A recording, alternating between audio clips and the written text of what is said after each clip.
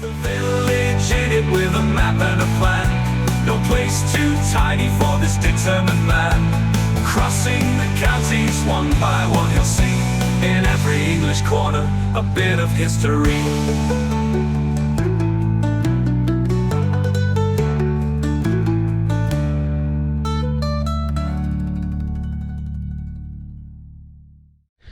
Welcome back to West Berkshire again, everybody. Now today I've got a really small one for you. Not the smallest in Berkshire, that's going to come at you tomorrow actually.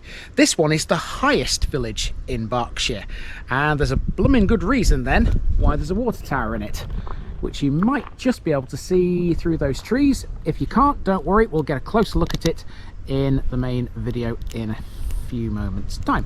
I've got to make my way to the other end of the village first though, because this is a linear village, there's no circular route I can do here, so I've got to amble to the other end and then we'll amble back and talk about everything you can find in the village and parish of Farnborough.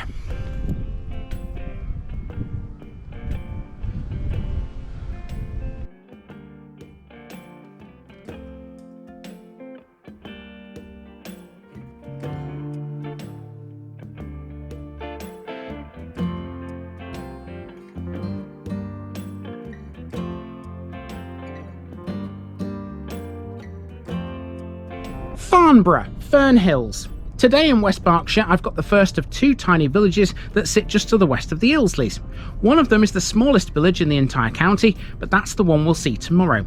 Today we have the highest. This is Farnborough, which shouldn't be confused with the town in Hampshire. This is a much different prospect, and prospect is a good word. Situated at 720 feet above sea level on a ridge aligned east to west along the downs, this one stands tall over everything else around it and everything else in Berkshire. The parish's lowest point is east of the village, which is only 511 feet above sea level, which in comparison seems ridiculous. Since the 1974 boundary changes, the northern edge of Farnborough has formed Berkshire's county boundary with Oxfordshire. Farnborough parish comprises 1,886 acres of chalk downland. Due to the porosity of the chalk and the village's hilltop position, the only supplies of groundwater are at great depth. It doesn't have a lot to speak of in the actual village, but you all know me by now, I always find something. One thing I took an interest in was the Old Rectory.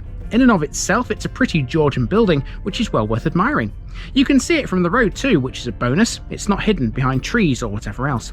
It's also interesting because of who once lived there.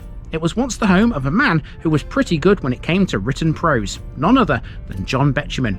He was the poet laureate between 1972 and 1984. I'm sure he had a lot to say about Farnborough. Let's see what I made of it myself. After parking at the eastern end of the village close to the water tower, my first job in Farnborough was to make my way to the other end. You see, unlike the Illsley villages, Farnborough is a linear job, and so with no circular route available to me here, getting myself to the other end and walking back was the best and, frankly, only option. It had its advantages though. It meant on this wander from one end to the other I could fill in a bit of history about the place we're in today. Let's start with the name. Usually, anywhere which has the word borough in its name means some sort of castle or fort was nearby. Not in this case though. Farnborough's toponym is derived from Old English and literally means fern-clad hills. In this case, borough is derived from the word beorg, meaning a mountain, hill or tumulus. There are no castles or forts close by, and if there are, nobody's found them yet. A 9th century document records the manor as Fionberg. It appears as Fionbergen in records from 916 and 931 AD. Other 10th century documents record it as Fionborthane, Fierborth and Fionbur. By the time of the Domesday Book, it was Firmberg.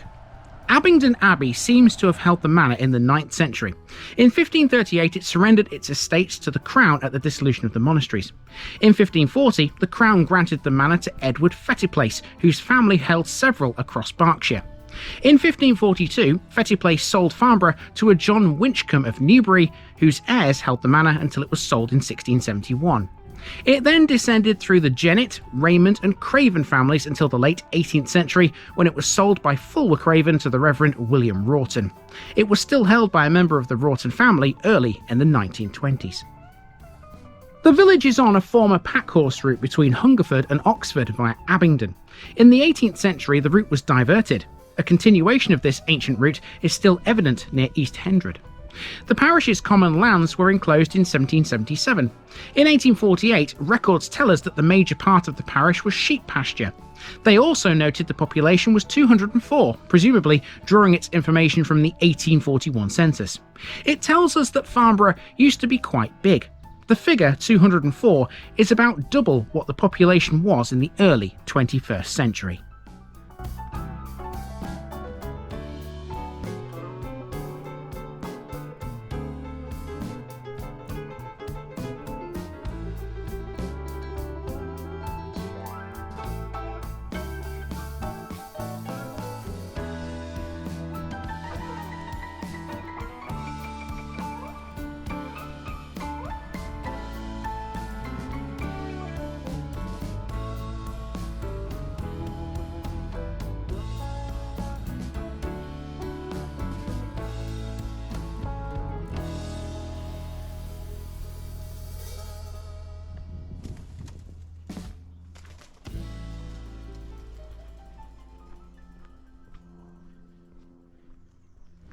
Okay, we've made it to the other end of the village. It's taken me about 10 minutes to walk from one end to the other, and now all we're going to do is walk back. And you may have noticed a fair few landmarks on that walk through. I'm going to tell you now what they're all about. We're going to be seeing the old school, we're going to be seeing the rectory, the church, and of course the water tower. Let's go. Okay, so first up we have the old school and the old school house, the latter being one of Farnborough's listed buildings. Like many of the properties in the village, it's a thatched building. It's more accurately a cottage built in the 17th century with some 18th century additions and extensions. Not a lot is known about the educational history of Farnborough, and these days there's no school here. Local children today attend the Ilsley School, Beedon C of E or Brightwalton C of E, just down the road.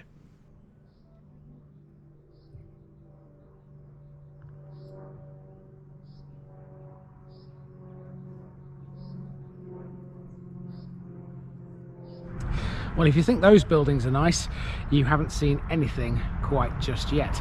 The next one on our list is the church, and it's at the corner, which you can see behind me. The road sort of bends to the right and then back to the left. Let's go and check that out next. The White House on the next corner is the old post office. There's not a lot to say about this, but next we have the church, where there's far more to talk about.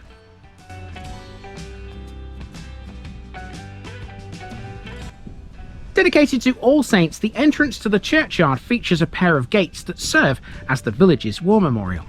The church itself is a Grade 1 listed building. The earliest parts of this one are 11th century, including the Norman nave and north doorway. The church was altered in the 14th century, and the west tower is perpendicular Gothic, possibly 15th century. The building was restored in 1883 and 1885, which involved re-roofing, new windows, widening the chancel arch, adding buttresses to the nave, and building or rebuilding the south porch. The tower has a ring of 5 bells. The foundry at Wokingham cast the third and tenor bells in 1499. Edward Reed of Oldbourne in Wiltshire cast the 4th bell in 1753. Mears and Steinbank of the Whitechapel Bell Foundry cast the 2nd bell in 1927 and the treble bell in 1937. All Saints also has 2 Sanctus bells, one cast in 1599 and the other in 1799, although the latter one is now unringable. In terms of windows, one has some stained glass made by John Piper and Joseph Nutgans in 1986 in memory of the former poet laureate John Betjeman. Piper and Betjeman were friends who worked together on the Shell Guides. The window shows a tree of life flanked by a fish on one side and butterflies on the other, intended to symbolise the resurrection. Now, the church isn't the only building in Farnborough that's related to John Betjeman. If you wander back along the lane, you'll pass a grand old Georgian house where the man himself once lived. I'll tell you what, now you're in the churchyard, you can certainly tell you're in the highest village in Berkshire when you check out that view. That is absolutely gorgeous. You can see for miles. It's a nice sunny day today, so absolutely you can see for miles. It's a bit hazy in the distance, but to be honest with you, it still looks really, really good. And so by default, because this is the highest village in Berkshire, this church is also the highest church in Berkshire, because obviously it's built right on top of the hill that Farnborough sits on. And it's beautiful. What a great place for a church, eh? Right, now where there's a church, there's usually a rectory or a vicarage, of course, isn't there? And there definitely is here. Let's go and find that next. This is the Old Rectory, and it was built in 1749 of grey and red brick. The building is Grade 2 listed, and its picturesque setting in the middle of this quiet, tranquil village has earned it some awards in the past. In 2008, this house was voted England's finest parsonage in a competition sponsored by the estate agents Savills. It was launched to celebrate the role of the rectory or vicarage in English rural life and attracted public nominations from all over the country. Farnborough's Old Rectory was occupied by generations of the same clerical family from the 17th to the 19th century. It was auctioned off by the church commissioners in 1945 and bought by Lord Chetwood as a very late wedding present for his daughter and son-in-law, Penelope and John Betjeman. When the family moved to Farnborough, it had no electricity or running water. Betjeman himself described it as a dirty but classy looking outside. From 1940 to 1951, John Betjeman wrote about, lived in and loved the house. It was he who inaugurated the practice of ringing the bell above the porch for his son's birthday, a tradition that's still observed today by subsequent owners. Long after he had moved out of the house, Betjeman returned to visit and, sitting by the fire, composed an instant verse for the then owners Michael and Caroline Todd Hunter, who had lived in the Old Rectory for some 40 years. Put simply, the Old Rectory is a quite exceptional house, and for its architecture, history, setting and connections with the parish, it was the deserving winner of the title of England's finest parsonage.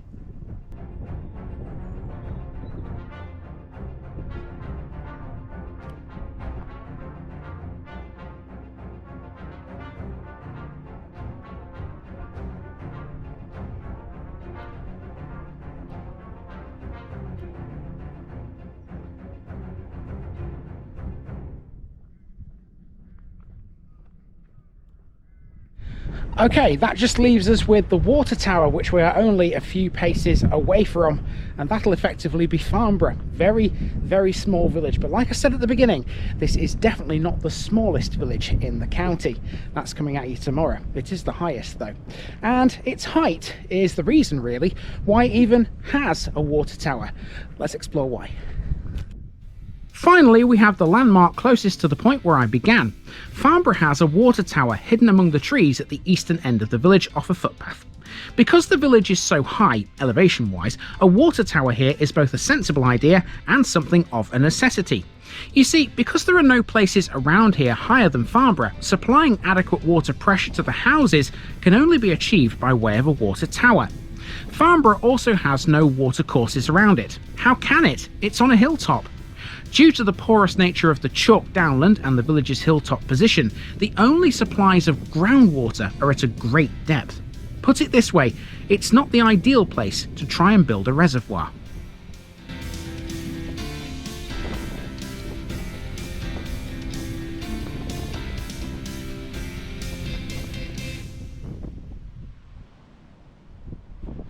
So I suppose you could class that as a water feature, even though you can't even see the water that's in the tank. There is another water feature here in Farnborough as well. There's a little pond, which is just sort of in front of it, between it and the main road through the place. And that's effectively it. That's Farnborough. What a lovely little place. And I can imagine how John Betjeman would have loved to have lived here. I know I certainly would. Let's move on to the next one. We are done with the village of Farnborough. Now, from the highest village in Berkshire, we're going to cross its border with the smallest village in the county next. Tomorrow's episode features a real blink and you'll miss it sort of place, but I still managed to find a few bits that'll interest you. See you there.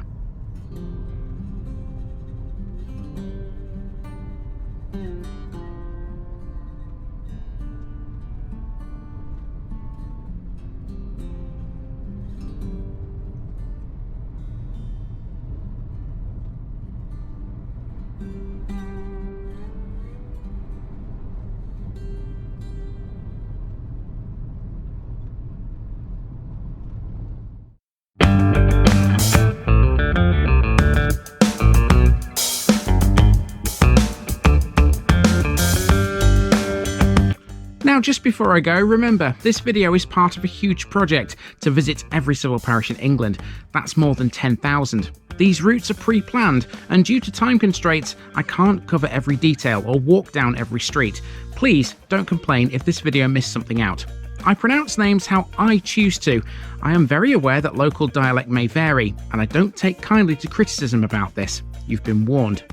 It's impossible to know everything too. If this video was terrible, make your own. If you're a regular watcher of The Village Idiot, you're not the only one. If you've got a small business, why not use my videos to advertise it? Leave a comment below if you're interested. And finally, thanks for watching this episode, everybody. Give us a like and a subscribe if you've enjoyed this episode, and share it with your friends and relatives. It all helps to keep this mission going. Until next time, I've been Andy, also known as The Village Idiot, and I'm out.